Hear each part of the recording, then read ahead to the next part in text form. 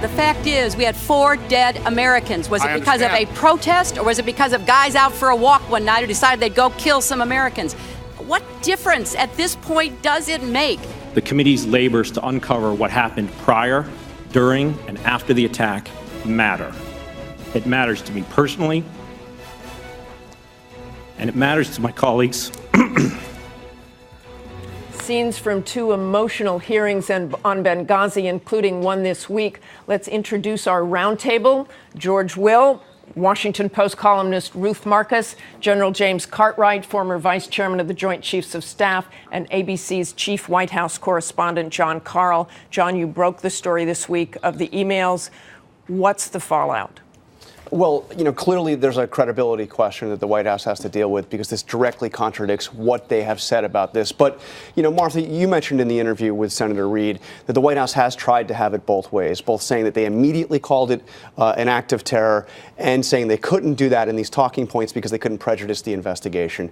There's problems on both sides with this, but there is one very important point here, which is in all 12 revisions of these talking points, originally drafted by the CIA, they begin by saying that the attack in Benghazi started as a spontaneous reaction to Cairo. That was demonstrably false. And took out all was of the never Al-Qaeda true. references. And then they went on and took out all of their Al-Qaeda references. But they would say they didn't know that at the time. Right. About those. How about CIA Director David Petraeus? How did he respond to these talking points? Well, and I know you have new information on that. Yeah, this is fascinating because Mike Morrell, who was the deputy director, was the one that ultimately signed off on this. When Petraeus finally saw the final version of the talking points, this is the Saturday afternoon before Susan Rice's appearances on the Sunday shows, he looks at these and says that they're essentially useless. And direct quote from his email, he says, "I would just as soon not use them, but it's their call," meaning the White House's call. And they got those talking points out there. George Will, is this going to last? Is this going to have a lasting effect as an unacceptable way to do business at the White House? Lasting. A week ago, Mr. Carney, whose usefulness to this administration is diminishing rapidly, a week ago he said Benghazi was a long time ago, as though it was the Punic Wars. Now, this is a very live issue because we now know 3 things. We know that Mr. Hicks, the night of the attack, speaking from Libya, said pretty much what it was: an armed insurrection, not a movie review conducted with rocket-propelled grenades and mortars. 5 days later on this program and on 4 other Sunday morning programs, the idea of an exceptionally boisterous movie review was still the administration's position. And then 14 days after the attack at the UN, it was the same thing. We started out with 3 arguments. Was security lax in Benghazi? Demonstrably. Could forces have been got there to rescue them? Doubtful. Has the nation been systematically misled? Certainly. Now we need a select committee in Congress because the State Department's misnamed Accountability Review Board neglected to interview even the Secretary of State. You think Secretary Clinton will be back on the Hill? And possibly some of her aides, Cheryl Mills, for example, her chief of staff, who dressed down Greg Hicks after he spoke to a congressman without a lawyer/minder present. I think it's important to go back to some first principles, and George alludes to some of them.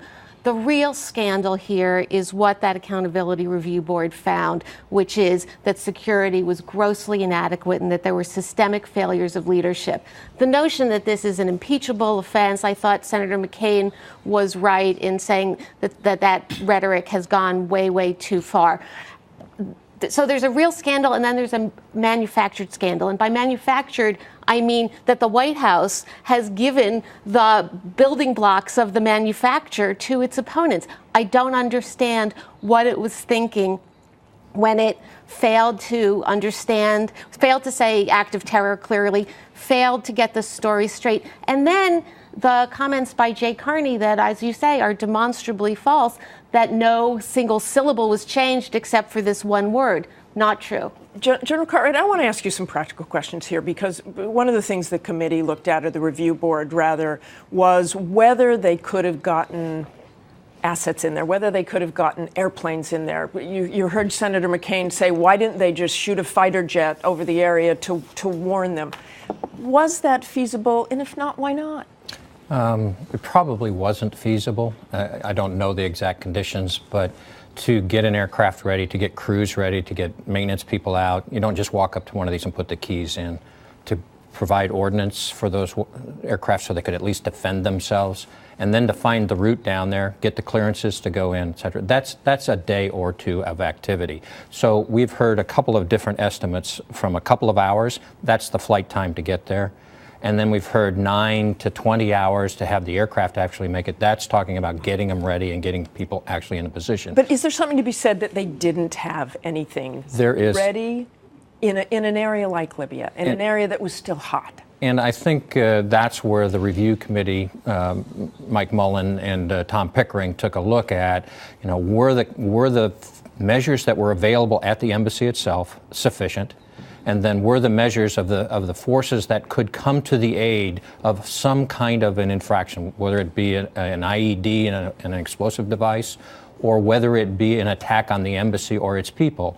Those types of capability were set back in the States, in Europe, in northern Italy for aircraft. And so the question is, were they close enough? Were they ready enough to do that? That's worth going back and reviewing. I want to move to Syria. And you heard all the talk about red lines. Ruth, should the president have made a red line with Syria? I mean, is his credibility seriously hurt here if he does nothing? If he does nothing. I do think we should watch that space. It's not yet clear that nothing will be done. But it is also clear, look, every parent knows if you are going to make a threat, you need to be willing to follow through on it, or else you lose credibility, not just with the child that you're threatening, but with the other kids that you have in your family. In this case, Iran is watching. And so he said red line. He is now looking for, to some extent, the witch's broomstick, to switch metaphors to the Wizard of Oz, in terms of absolute proof and chain of custody and everything. But if there is adequate proof, and there is no consequence, then there is a very big loss of credibility, John? Which is not to say that it's an easy choice, because the consequences are all unpleasant, something you should have thought of months ago. John? And I have to say, hanging over all of this is the failure in Iraq. And this president is not going to go get involved in a significant way militarily in the Middle East in a war over intelligence on WMD. I talked to a very senior official in the White House yesterday about this, who said, look, the intelligence that chemical weapons was used is solid, but you know what? It's not as solid as the intelligence that Iraq had weapons of mass destruction. Boy, that's saying something there. General Cartwright, let me go to you on this. You heard John McCain say the military can always find a way not to do something if they don't want to do it. And the military clearly does not want to put up a no-fly zone, doesn't think it works. Well, why wouldn't it work? Why wouldn't what John McCain said work? The question is, why do you want a no-fly zone? To do what?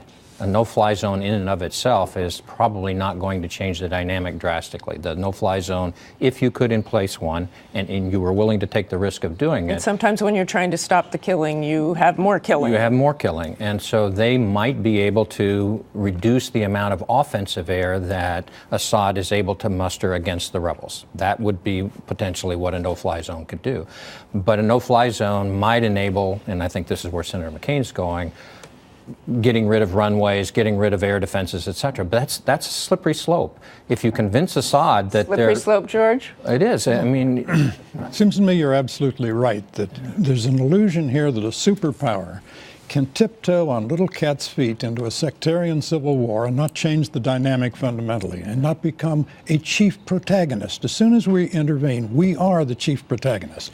And we would be intervening in this context. The Secretary of State, Mr. Kerry's policy, it seems to me, is to get a negotiated transition of power. There are two problems with this. Assad isn't interested. He doesn't want to go anywhere. And the other side isn't interested. And the Russians who have to be involved in this aren't interested. So no one's interested in our policy, so we fall back on the illusion that some surgical, tiny intervention can be kept both surgical and tiny, and that's dangerous. We'll leave it at that, George Will.